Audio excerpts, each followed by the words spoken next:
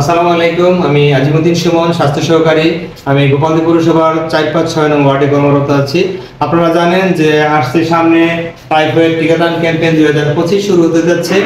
সবাইকে আহ্বান জানাচ্ছি যে আসন্ন টাইফয়েড টিকাদান ক্যাম্পেইন ২০২৫-এ সবাইকে টিকা নেওয়ার জন্য।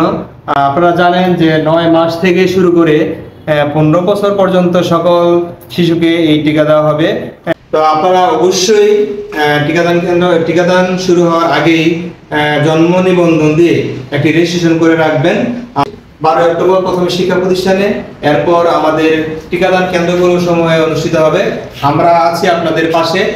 রেজিস্ট্রেশন সংক্রান্ত এবং যে কোনো সহায়তার জন্য এবং তথ্যের জন্য আমাদের সাথে যোগাযোগ করুন। আমরা আপনাদেরকে সহায়তা দিতে সবসময় প্রস্তুত, ইনশাআল্লাহ।